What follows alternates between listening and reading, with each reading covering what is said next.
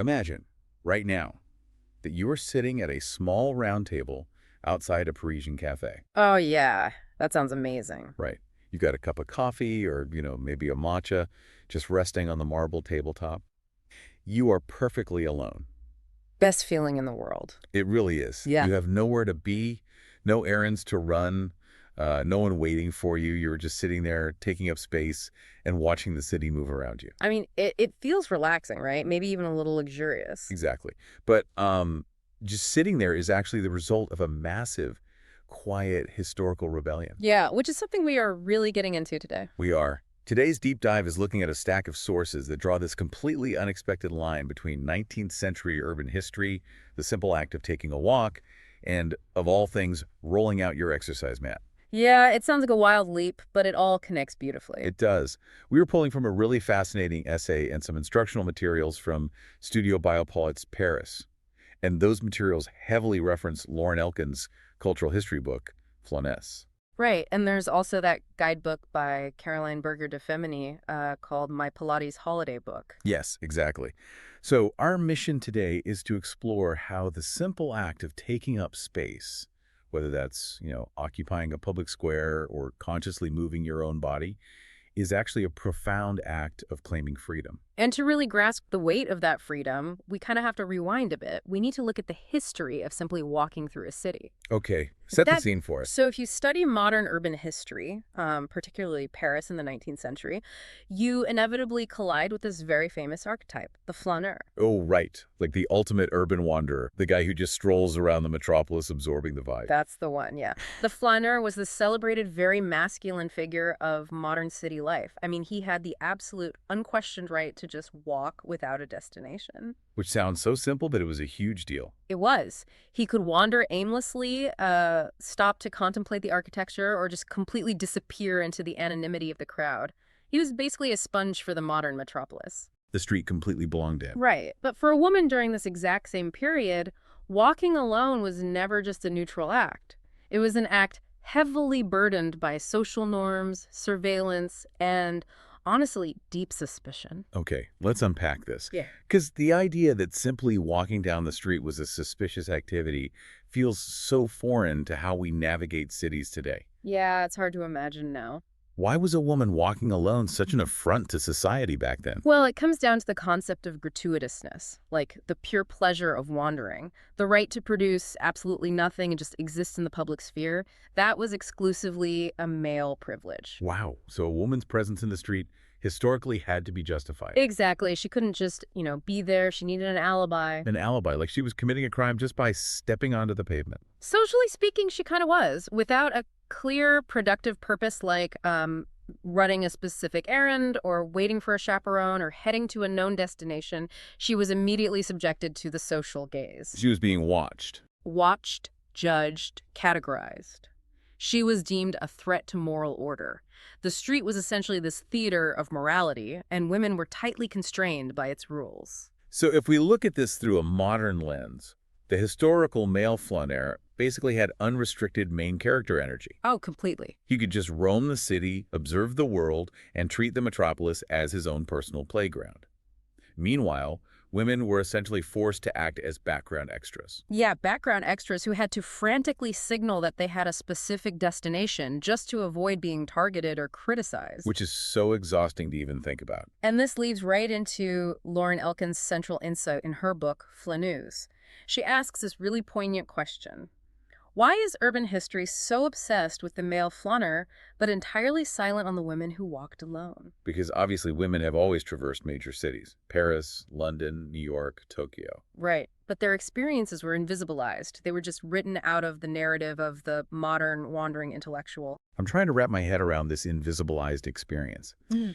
Is the flâneuse this female wanderer? Is she just a female version of the flâneur? Not at all. Or are we looking at an entirely different psychological mechanism? Yeah, that's what I'm wondering. It's a fundamentally different psychological experience, and that difference is really rooted in tension. I mean, the male wanderer didn't have to carry the psychological weight of the public gaze. His wandering was completely frictionless. Exactly. The flâneuse, on the other hand, represents a specific experience of urban space that is permanently marked by two conflicting forces. What are they? Well, it's the deep desire for freedom on one side and the constant hyper-awareness of being watched on the other. She never really got to put that invisible backpack down. That is just an exhausting way to exist. But, our materials don't just leave us in this broad, abstract historical concept. No, they get very specific. Right. They anchor this female liberation to a very specific physical geography in Paris. They take us to Place Saint-Sulpice on the left bank. Place Saint-Sulpice is so fascinating because it functioned as this discrete theater of female liberty. Paint a picture of it for us. Well, physically, it's this elegant, orderly square. It's dominated by a massive church, animated by a fountain, and surrounded by cafes and bookstores. It's kind of a crossroads leading toward the Luxembourg Gardens and the Latin Quarter. Sounds beautiful. It is, but historically it became a crucial neighborhood where women, intellectuals, artists, and writers began to exist differently in public. They started to really claim the space. And the visual evidence provided in the Studio Bio Pilates materials really brings this to life. There's this one illustration that completely sets the mood. Ah, I love that illustration. Right. It shows a woman sitting perfectly alone at a cafe table right by the Saint-Sulpice fountain. She's wearing a dark trench coat over a green turtleneck. Yeah, very chic. Totally. And she's got a cup of green tea or matcha and a closed notebook on the table. She isn't talking to anyone. She isn't rushing. She's just looking out at the square. That image perfectly encapsulates what the essay describes as the inversion of the gaze. The inversion of the gaze. That sounds important. It's huge. It's a massive shift in cognitive agency. I mean, think about the mechanics of being looked at versus doing the looking. Okay. For centuries, the female body in the public space was an object. It was exposed, observed, commented upon, and controlled by societal surveillance. To be looked at is to be defined by the observer. So you are basically the object of someone else's reality. Precisely. But the flâneuse, the woman at the cafe, the woman walking the square, inverses this entirely.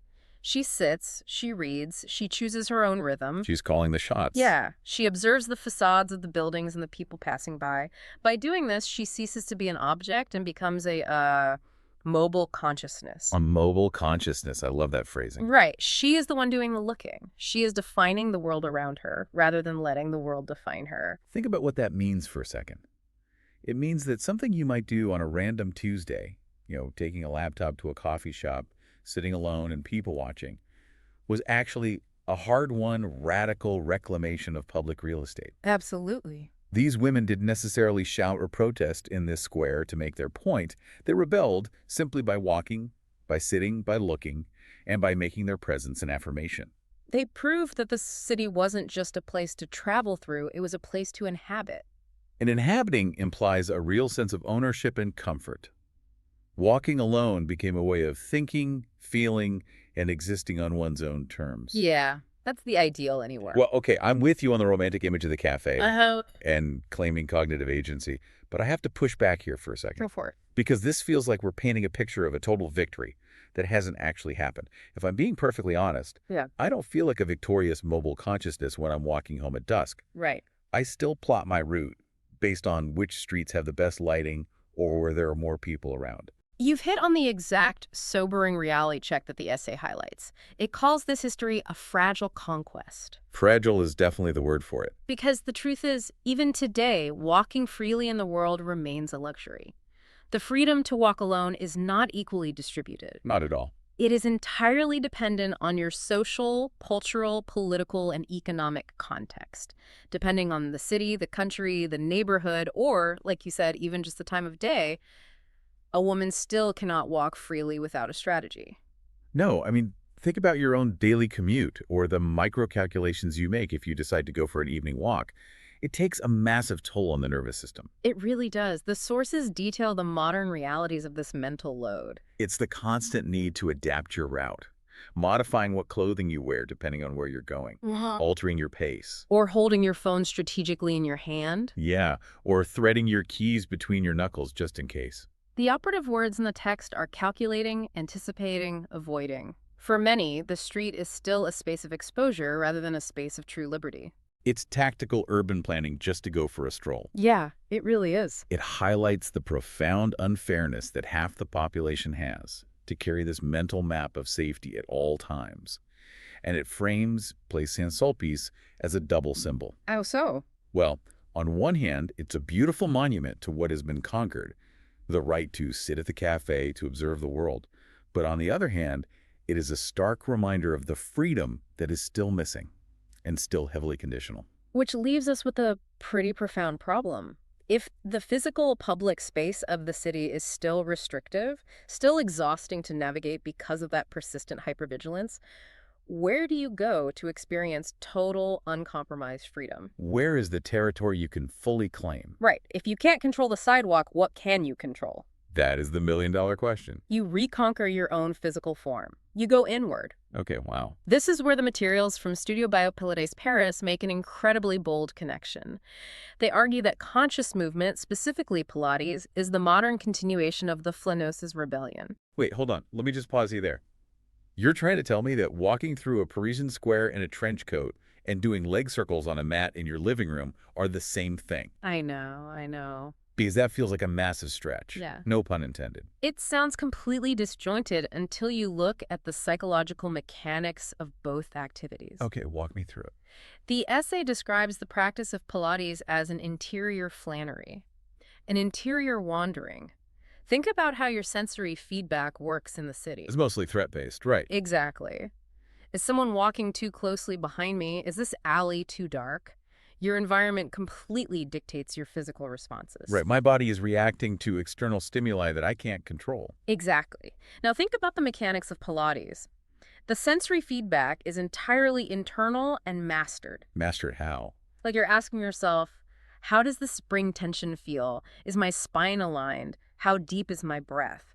You are substituting a hostile, unpredictable external environment for a mastered internal one. Oh, that makes so much sense. Just as the Flâneuse inhabits the city by walking at her own chosen pace, the woman practicing Pilates inhabits her body through conscious movement.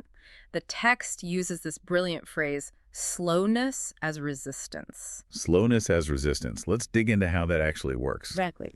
Because in a world that demands we move quickly, productively, and frankly, defensively through physical space, slowing down to focus entirely on breath, alignment, and internal sensation is an act of defiance. It really is. You aren't producing anything for anyone else. You are just existing in your own physical space. Both the walk in the square and the movement on the mat are acts of full appropriation of one's own presence. Caroline Berger de Femini's guidebook touches on this when it shows a woman practicing on a reformer being gently guided. That image stood out to me too. It radiates the sense of safety and intentionality. The resistance of the reformer springs actually mirrors the pushback of the city, but here the practitioner is in total control of the tension. And the visual parallels they use to explain this are just stunning. There's an illustration in the materials that shows two women from behind. Oh yes, the split image. Yes. On the left, you have the woman in the dark blue trench coat looking out a window at the cobblestone square of Saint-Sulpice. Classic Flâneuse. Right. And then on the right, you have a woman in modern workout gear holding a large Pilates ball above her head. And the genius of the illustration is that the very same 19th century cityscape, the church, the buildings, the fountain, is reflected inside the Pilates ball she's holding. It visually literalizes the metaphor perfectly. The world she cannot fully control outside is perfectly contained and mastered within the sphere of her own practice. Practicing Pilates in this context isn't just about physical fitness or core strength. Not at all. It's like doing urban planning for your own anatomy. Wow, yeah. If the outside world is constantly dictating your pace, telling you which streets are safe, and forcing you to calculate your path, then conscious movement is the one neighborhood where you are the absolute architect. You set your own speed. You choose your range of motion. Exactly. You occupy your physical space fully, deeply, and without a single apology to anyone watching. Because there is no one watching. You have become both the city and the Flâneuse. You are exploring the landscape of your own muscles, your fascia, your breath, without the burden of the external gaze. That is so powerful. The woman on the mat ceases to be a body displaced by social obligations, just as the woman at the cafe ceased to be an object of observation. She becomes a body that decides. A body that decides. Wow. Let's take a breath and recap the incredible journey we've just been on. It's been a ride.